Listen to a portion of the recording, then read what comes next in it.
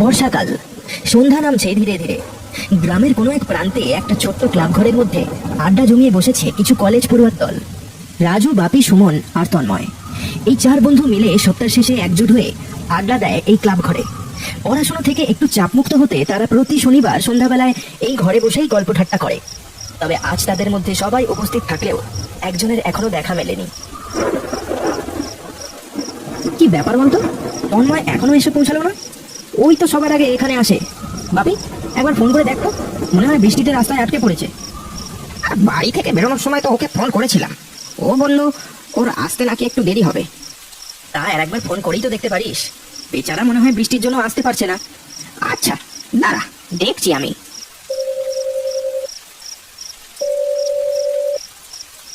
বাপি প্রায় 2 থেকে 3 বার তন্ময়কে ফোন করলো, কিন্তু কোনোভাবেই কোনো উত্তর মিলল না। প্রতিবারই ফোনটা বেজে বেজে কেটে গেল। কিরে, কি হলো?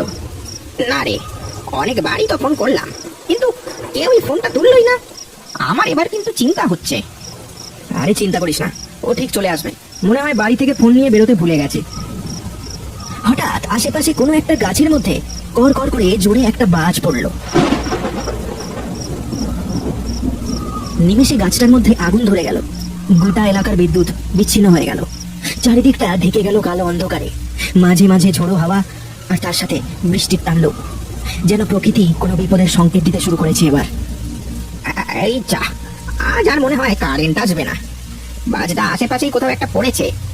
দূর, পুরো মুডটাই খারাপ হয়ে গেল। ওই তন্ময়টাও আজ এলো না, আর এদিকে কারেন্টটাও চলে গেল। এখন এই অন্ধকারে বসে বসে মশার কামড় খাওয়া ছাড়া আর কোনো কাজ নেই। এই কেউ একটা কিছু জানার ব্যবস্থা কর দেখি। অন্ধকারে কোথায় কি থাকবে, বর্ষাকাল তার উপর। দাঁড়া দাঁড়া, আমি দেখছি। বলেই রাজু অন্ধকারের মধ্যে হাতড়ে হাতড়ে কোথা থেকে একটা বাতি খুঁজে পেল। হাওয়ার দাপটে দেশলাইটা জ্বলতে চাইল না। অনেকবার চেষ্টা করার পর কোনো রকমে সে বাতিটা জেলে মেঝের ওপর বসিয়ে দিল। ক্লাবের জানলাটা দিয়ে মাঝে মধ্যেই জোরে বৃষ্টির ঝাপটা এসে পড়ছে ঘরের ভিতরে। হাওয়ার দাপটে মোমবাতির শিখাটা বেশ খানিকটা নড়ে চড়ে উঠছে। এই হয়তো নিভে যাবে।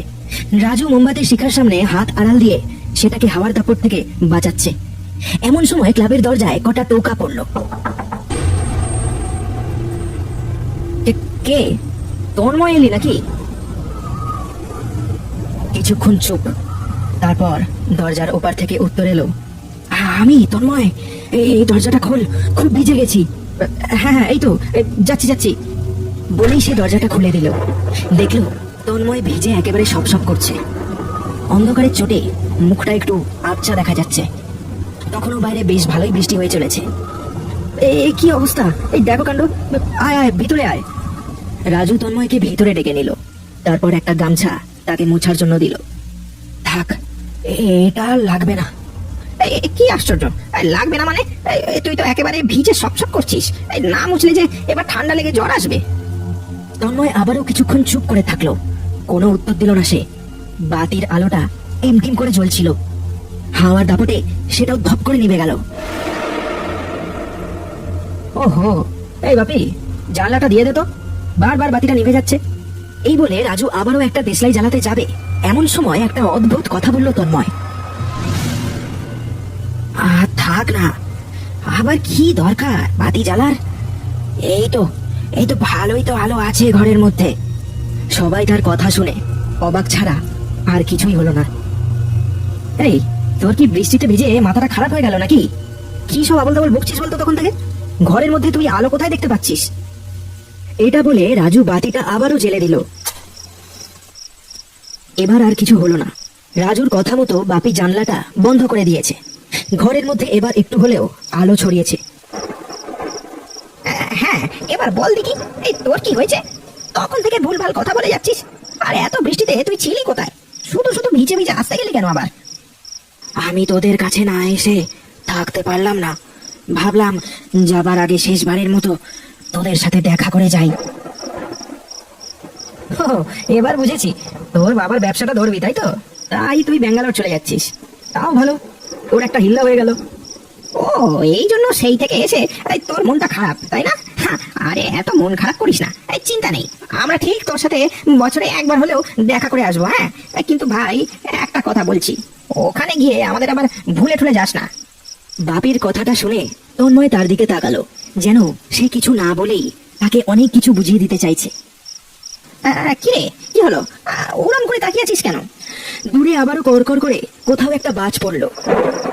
এবার তন্ময় তাদের এমন কিছু বলল যেটা শুনে সবার মাথাটা যেন ঘুরে যেতে শুরু করলো। শোন, তোদেরকে একটা বিশেষ কথা বলার জন্য এখানে এসেছি। পুকুরের পাশের ওই পূর্ব দিকের বটগাছটার নিচে আমার কিছু জিনিস পড়ে আছে। যদি পারিস তোরা সেইগুলো একটু আমার বাড়ি পৌঁছে দিস ভাই। মানে কি বলছিস বলতো? কিছুই যে বুঝতে পারছি না আমি। রাজু কথাটা বলা মাত্রই তন্ময়ের মুখে একটা হাসি ফুটে উঠল।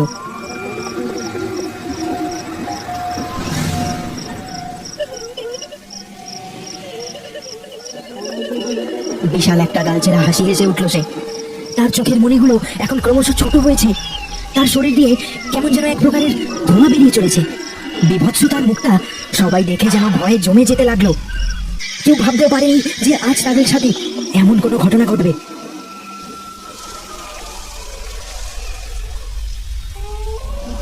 ওরে ওরে, তোরা ভয় পাসনি রে? আমি তোদের কাছেই আসছিলাম। রাস্তা দিয়ে আসার সময় বৃষ্টিটা খুব জোরে শুরু হলো, তাই আমি ওই বট গাছটার তলায় দাঁড়িয়ে বৃষ্টি থামার অপেক্ষা করছিলাম।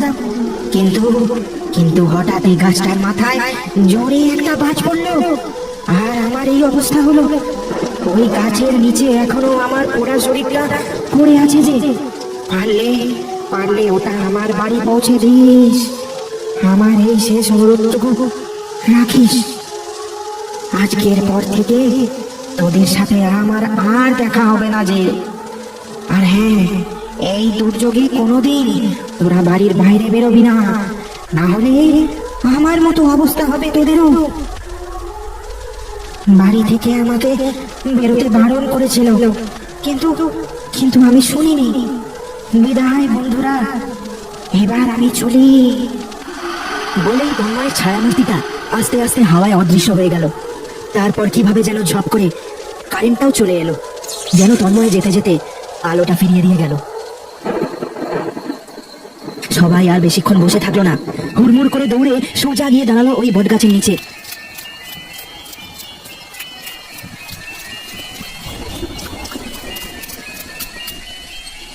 তারপর যা দেখলো তাতে ওদের সারা গায়ের রক্তটা যেন জমে বরফ হয়ে যেতে শুরু করলো।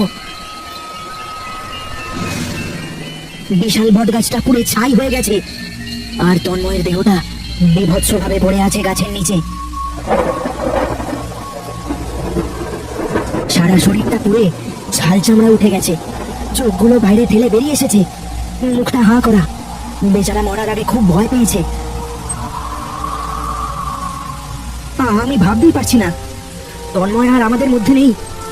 মরে গিয়েও ও আমাদের সাথে দেখা করতে এসেছিল, তবে ও যেতে যেতে একটা বড় শিক্ষা দিয়ে গেল আমাদের। আর যাই করো না কেন, প্রকৃতিকে কোনোদিনও অবহেলা করো না, না হলে প্রাণের ঝুঁকি হতে পারে। হ্যাঁ, একদম ঠিক কথা। চল এবার সবাই মিলে ওর দেহটা ওর বাড়ি পৌঁছে দেবার ব্যবস্থা করি। তন্ময় ভাই আমাদের, তুই যেখানেই থাকিস ভালো থাকিস, তোকে আমরা কোনোদিনও ভুলবো না। কথাটা বলা মাত্রই কোথা থেকে একরাশ হাওয়া এসে তাদের শরীর স্পর্শ করে চলে গেল, যেন তন্ময়ের আত্মা জানান দিল যে সে সবকিছু এখনো দেখছে। দূরের একটা গাছের আড়াল থেকে একটা মূর্তি তাদের দিকেই চেয়ে দাঁড়িয়েছিল। নিমেষে সেটাও হাওয়ায় মিলিয়ে গেল।